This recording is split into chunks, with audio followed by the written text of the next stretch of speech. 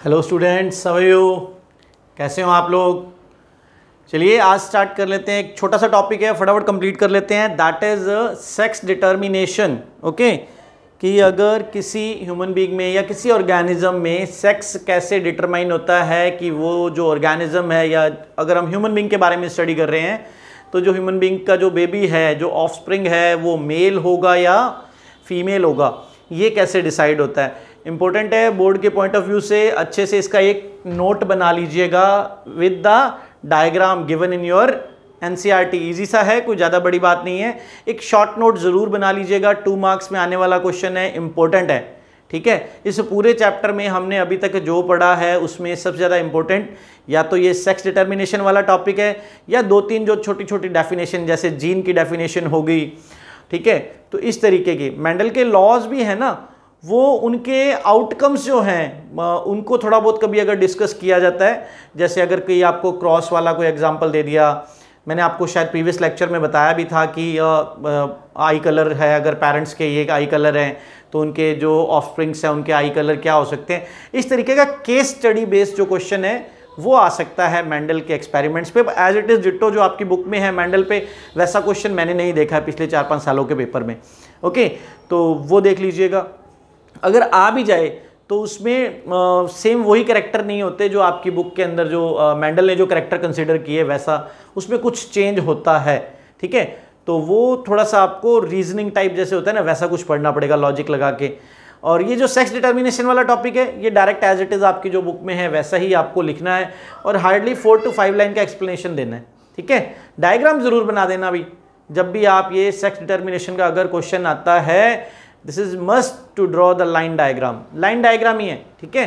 तो वो उसमें जैसे आपकी बुक में मेल और फीमेल एक 2 डायग्राम बनाए हुए हैं, एक बंदा एक बंदी जैसे ड्रॉ किया हुआ है, वो नहीं बनाना है। ठीक है, लीव इट। ओनली हमें जो चीज़ मैसेज दे रही है, जैसे अगर स्पर्म है वो बनाना है, ओवम बनाना है, उसमें एक्स वाई वो सब लिखना है, सिर्फ वही चीज़ करनी है, नीचे मेल फीमेल लिख देना है। ठीक है, तो ये ज़रूर करना है। Okay, so let us start. The topic is sex determination.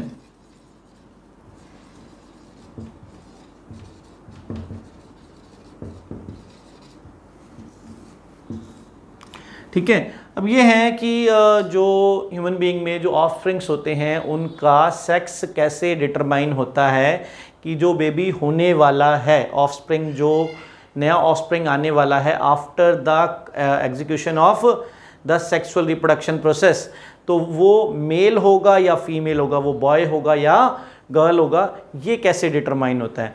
देखिए, जो मेल और फीमेल में जो सेक्स क्रोमोसोम्स होते हैं उनकी खास बात होती है कि male have 2 different kind of sex chromosomes. There is इसको हम ऐसे लिख लेते हैं, एक सर्कल बना के, और उसमें एक्स एंड वाई 2 तरीके के सेक्स क्रोमोसोम्स होते हैं, एक्स और वाई इन मेल, यहाँ लिख देते हैं इन मेल। और on other hand female has both x chromosomes. जो मेल और फीमेल में जो गैमेट्स होते हैं उनमें जो सेक्स क्रोमोसोम्स हैं, मेल में क्या है, एक्स और वाई हैं, फीमेल में क्या है, दोनों एक्स हैं। जब सेक्सुअल रिप्रोडक्शन का जो इंटरकोर्स कंप्लीट होता है उस टाइम पर मेल अपना एक क्रोमोसोम देता है और फीमेल अपना एक क्रोमोसोम देता है। नाउ लेट्स से 2 अलग अलग केस बनेंगे। अगर मेल ने अपना एक्स क्रोमोसोम दिया ये वाला, ठीक है, और फीमेल ने अपना एक्स क्रोमोसोम दिया ये वाला, ठीक है, तो यहाँ पे कॉम्बिनेशन क्या बनेगा, एक्स एक्स। और मैंने आपको बताया कि जो एक्स एक्स है वो क्या है, फीमेल। तो जो नया ऑफस्प्रिंग होगा या ये जो बेबी होगा ये क्या होगा, एक गर्ल होगा, गर्ल चाइल्ड है। ठीक है, ऑन अदर हैंड मेल ने अपना ये वाई दिया, ठीक है, तो फीमेल ने अपना एक्स क्रोमोसोम दिया। तो यहाँ क्या बनेगा, जो कॉम्बिनेशन बनेगा, एक एक्स और एक वाई। और हम ये स्टडी कर चुके हैं कि जो एक्स वाई कॉम्बिनेशन है ये किस में होता है, मेल में होता है। तो मीन ये बॉय होगा, दिस इज अ बॉय। ऐसे ही अगर आप दूसरा कॉम्बिनेशन भी बनाओगे, लेट्स से कि अगर इस एक्स का अभी हमने इधर वाले x के साथ बनाया, इसके साथ बना दोगे तब भी गर्ल बनेगा। इस y का इधर वाले x के साथ हमने बना लिया, इधर वाले x के साथ बनाओगे तो भी बॉय बनेगा, ठीक है। So this is the way how the sex of a baby is determined, कि जब एक जायगोट बनता है उस टाइम पे ही ये डिसाइड हो जाता है कि ये जो जायगोट, जब एम्ब्रियो और एक फिटस और उसके बाद एक बेबी जब बनेगा तो ये क्या बनेगा, एक बॉय होगा या गर्ल होगा। सो दिस इज एक बिल्कुल सिंपल सा डायग्राम, आपने इसको ड्रॉ करके देख लेना है, इसकी स्टेटमेंट को पढ़ के और उसका एक खुद की तरफ से एक नोट बना लेना है, ठीक है। जैसे ये टॉपिक आपके एनसीईआरटी में दिया हुआ है, उसमें स्टार्टिंग में कुछ इंट्रो दिया हुआ है कि सेक्स डिटर्मिनेशन जो है वो कुछ एक अलग अलग ऑर्गेनिज्म में अलग अलग तरीके से होता है। हमारे जो सिलेबस में आता है वो ह्यूमन बीइंग का ही आता है, ठीक है। वहाँ पे एक शायद ये भी लाइन है कि जो कुछ एक ऐसे ऑर्गेनिज्म होते हैं जिनमें उनके एग्स, जो एनवायरनमेंट का जो टेम्परेचर होता है वो डिसाइड करता है कि वो जो आफ्टर फर्टिलाइजेशन जो ऑर्गेनिज्म बनेगा वो मेल होगा या फीमेल होगा, ठीक है। तो हमारे वो सिलेबस में अभी नहीं है 10th लेवल तक, आपके सिर्फ ये है, आप इतना पार्ट पढ़िए और इसका एक अच्छा सा नोट्स बना के रख लीजिए एंड 90% चांस है कि ये क्वेश्चन पेपर में आएगा 2-3 मार्क्स का, ठीक है। चलिए इसके बाद एक और देख लेते हैं, जहाँ पे ये टॉपिक आपका फिनिश हो रहा है उसके बाद कुछ ब्लू क्वेश्चंस दिए हुए हैं। उनमें एक ब्लू क्वेश्चन दिया हुआ है, उसमें आपको एक टॉपिक दिया हुआ है दैट इज अबाउट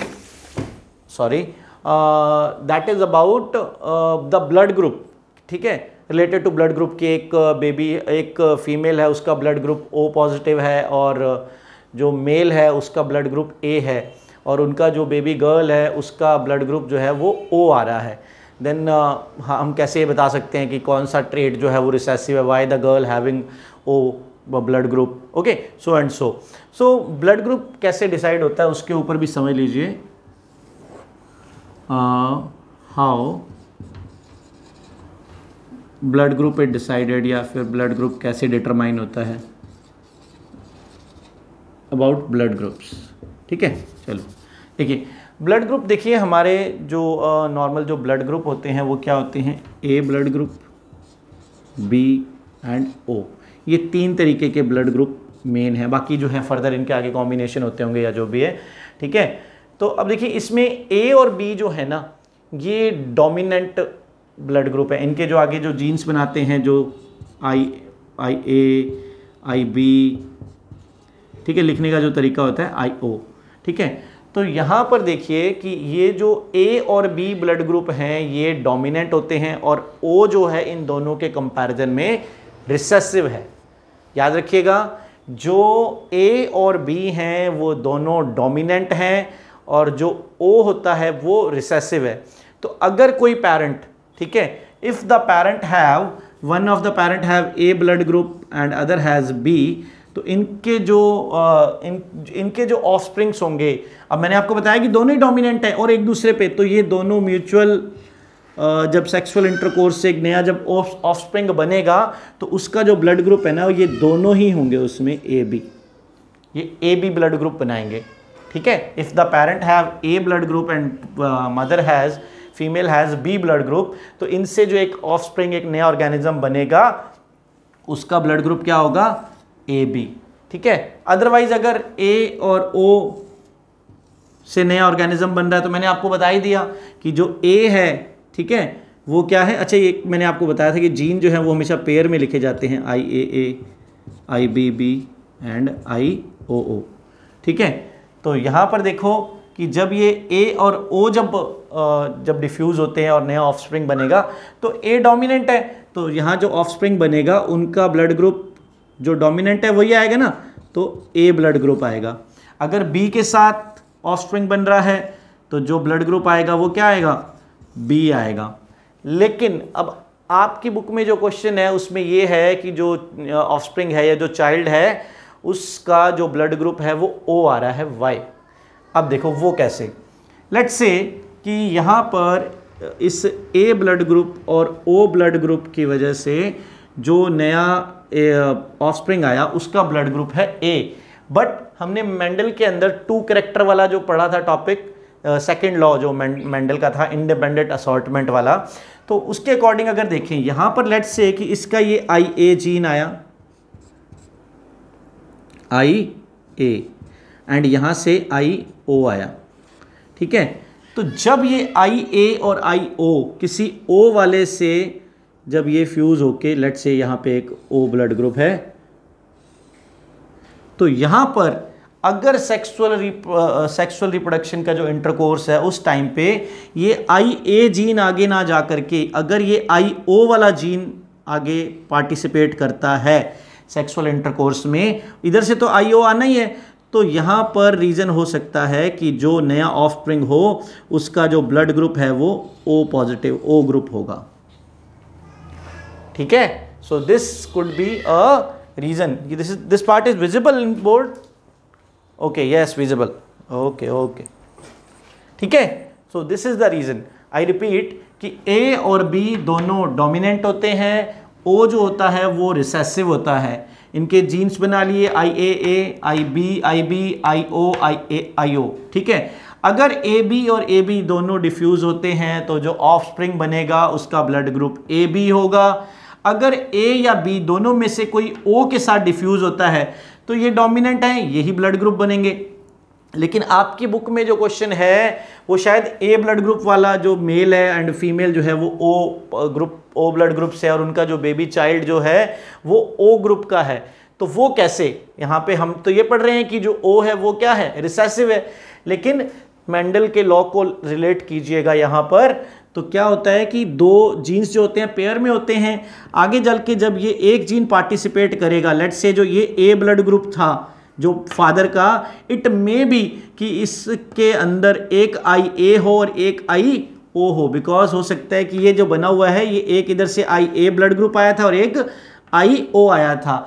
जब इस A ब्लड ग्रुप वाले ने, जिसके अंदर जो जीन है इसके अंदर ब्लड ग्रुप के IA और IO है, इसने जब रिप्रोडक्शन का प्रोसेस एग्जीक्यूट किया विद O ब्लड ग्रुप, तो यहां पर हो सकता है कि इन दोनों में से एक जीन जाना था। हमने यहां पे आगे पढ़ा था ना कि एक जैसे एक ट्रेट जाता है, तो लेट्स से कि जब IO आगे गया तो इधर से IO ही आया और नए ऑफस्प्रिंग का जो ब्लड ग्रुप है वो O पॉजिटिव था।